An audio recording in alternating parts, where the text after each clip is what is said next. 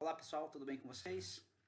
Olha só, eu recebi aqui um exercício que eu estava discutindo com os colegas físicos. Eu achei bem bacaninha, resolvi fazer uma aula aqui e colocar para todo mundo assistir aí. Então, olha só, é um exercício de mecânica, tá? De composição de movimento, tá relacionado também com movimento uniforme. E é um exercício do ITA de 1991, tá bom? Eu vou mostrar como eu resolvi. Então vamos lá. O que acontece? O exercício é esse daqui, ó. Ele fala o seguinte, uma canetinha aqui. A figura representa uma vista aérea de um trecho retilíneo de uma ferrovia. Duas locomotivas a vapor, A e B, deslocam-se em sentidos contrários com velocidades constantes, isso aqui é legal, por isso que é um movimento uniforme, velocidade constante, de 50,4 e 72 km por hora, respectivamente. Uma vez que AB corresponde ao rastro da fumaça do trem A e BC ao rastro da fumaça do trem B, e que AB é igual a BC, determina a velocidade do vento. Isso que ele quer saber. Despreze a distância entre os trilhos A e B. Essa daqui é a figura que então que ele dá para a gente. O que acontece? Em determinado momento, quando é visto a imagem, você tem aqui o trem A, o trem B, tá certo? Tem 1.360 metros entre A e B, tá? E ele quer saber quanto que vale a velocidade desse vento aqui. Então, esses movimentos são constantes. Então, vamos lá. O que eu fiz aqui? Vamos começar entendendo o seguinte. No momento da vista aérea, ocorreu em um instante, em um tempo t após o início do movimento. Então, em determinado local aconteceu o movimento aqui, o início dele, em determinado ponto. Isso daqui aconteceu um tempo t depois desse movimento. Ou seja, tiraram essa foto e o tempo já tinha, o início do movimento foi lá atrás, foi antes. Então, vamos entender. Eu vou fazer o seguinte, eu vou chamar aqui na vertical escala y e na horizontal escala x. A gente sabe que pela figura que ele tem do solo, essa fumaça no ponto mais alto, aqui no ponto C, ele tem 160 metros. Aqui em X, tem entre o A e o B, nós temos 1.360 metros.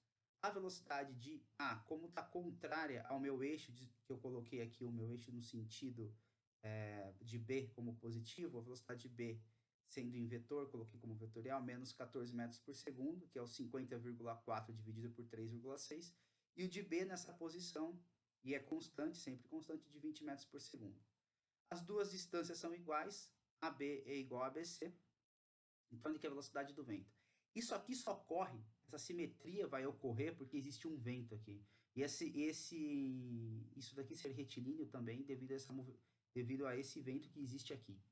Tá? Tem um vento fazendo isso. Senão a curva da trajetória da fumaça elas seriam diferentes. Seriam diferentes. E esse vento vai compensar exatamente isso para deixar essa figura simétrica. Tá? Para conseguir deixar tudo simétrico aqui e as curvas como estão, tem essa velocidade do vento na componente do eixo X, tem essa velocidade do vento. E o vento também, como essa fumaça sobe, ela tem uma componente horizontal. E o que o cara está pedindo aqui é a componente na transversal do vento. Ele quer essa componente aqui do vento, essa é a ideia. Tá bom. Então é o seguinte, a velocidade do vento, para quem observa esta figura, é a velocidade que uma partícula de fumaça faz no trajeto AB ou BC, que são iguais. Então vamos lá. Se isso aqui a gente já sabe, tá? Isso aconteceu, eu posso escrever o seguinte. Se eu tenho aqui essa configuração no eixo X, no início do movimento, que eu vou colocar aqui, onde os dois saíram, e está mais próximo de A, porque o A tem uma velocidade menor, porque ele andou menos, eu tenho aqui, nesse início, a distância que o A percorreu até o tempo que eu tirei a foto e a distância que o B correu até o tempo onde eu tirei a foto. A distância de B aqui é o total descontado a distância de A. Tá? Então, 1.360 menos a distância de A. Eu sei que o tempo que o A faz seu trajeto é o mesmo que o B faz seu trajeto e também é o tempo que a fumaça leva para subir aqueles 160 metros que a gente viu. Essa é a ideia. Então, o que acontece? A gente sabe que o tempo de A é igual ao tempo de B, ou o tempo de A que é igual ao tempo de B, que é o mesmo tempo que o vento leva para subir e fazer os seus movimentos, tanto na componente vertical quanto na horizontal. Tá bom? É isso que O fator tempo aqui, ou seja, a variável tempo, é o que relaciona todos os movimentos. E se você quiser fazer uma ideia de pensar em movimentos relativos, se imaginando em cima do trem A, ou em cima do trem B, ou em cima da fumaça, de uma partícula de fumaça subindo, e calcular tudo ali em cima, também pode.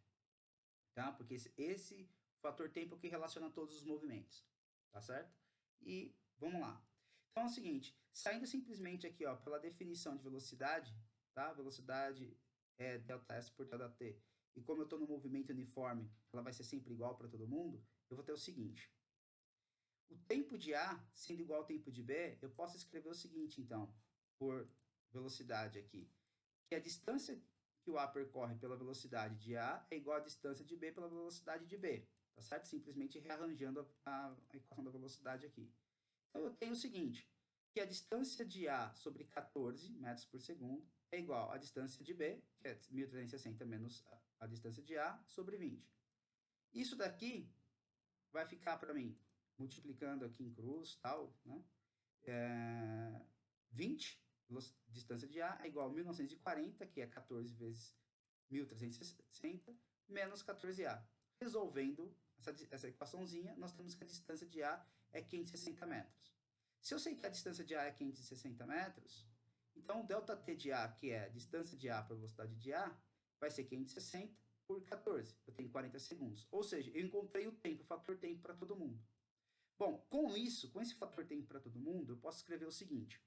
Se eu tenho aqui, tá? Isso aqui ocorrendo, que é a minha figura. Acontecendo que a partícula subiu 160 metros em 40 segundos. A distância total que eles percorreram em 40 segundos, a distância entre eles é 1.360 metros. Tem as suas velocidades, BC igual a BA para ficar simétrico e ter essa reta, tá certo? Procurando a componente do vento que faz isso acontecer, eu tenho o seguinte. Se eu sei que a distância de A até o ponto que ele está, do início até o ponto que ele está depois de 40 segundos, é 560 metros, como essas duas arestas são simétricas, essas duas distâncias aqui, entre A e esse ponto aqui, e B e esse ponto aqui, são simétricos também. Então, eu sei que é 1.360 por 2, ou seja, 680 metros. Como eu já tenho 560 para a distância de A, aqui é 120 metros. Então, agora, se eu imaginar a distância daqui até aqui em cima, tem essa distância aqui, entre esse ponto e aqui, tá? Onde começou o movimento. Aí dá para resolver por duas maneiras. A primeira maneira que eu vou resolver, sabendo que o tempo de A fez é igual ao tempo de B, que é igual ao tempo do vento, que dá tudo 40 segundos, a primeira forma de resolução é imaginar o seguinte, é encontrar as componentes do vento na vertical, aqui, na horizontal, e depois achar a componente resultante, que é a velocidade do vento em si, tá? A velocidade do vento em si, para quem o observa. Então, o que acontece? Eu tenho a velocidade do vento aqui para cima, tá? Na vertical. Eu tenho a velocidade do vento no eixo X para cá, no mesmo sentido aqui, e ele tem que ser para cá para compensar a velocidade de A, que empurrando cada partícula de vento mais para cá e segurando as partículas de vento de B para cá, porque senão seriam trajetórias diferentes. Então, eu quero essa componente do vento aqui. Então, vamos lá.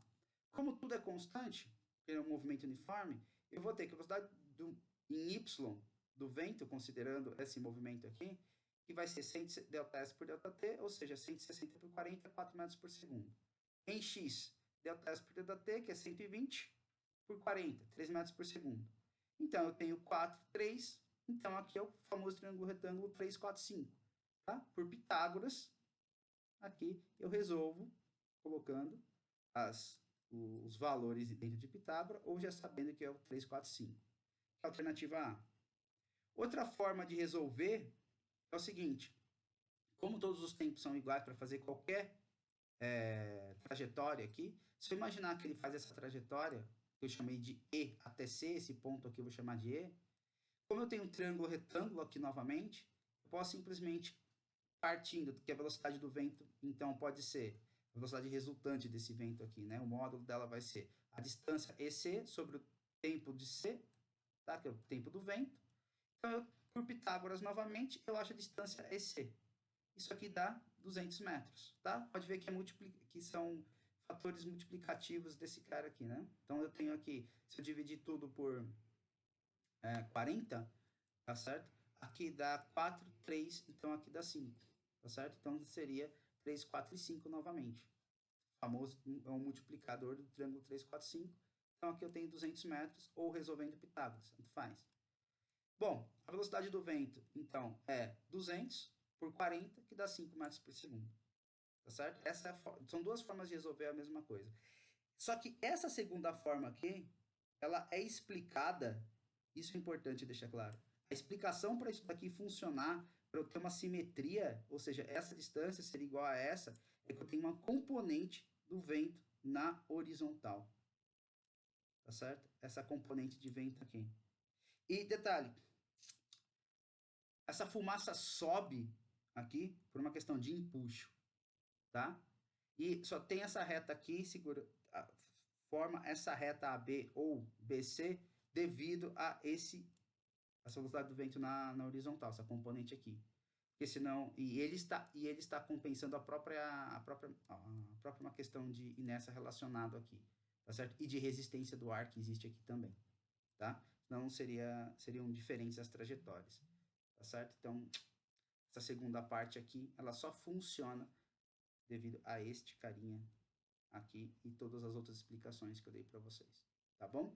Então, é isso que eu queria deixar claro para vocês. Forte abraço e até a próxima aula. Tchau, tchau.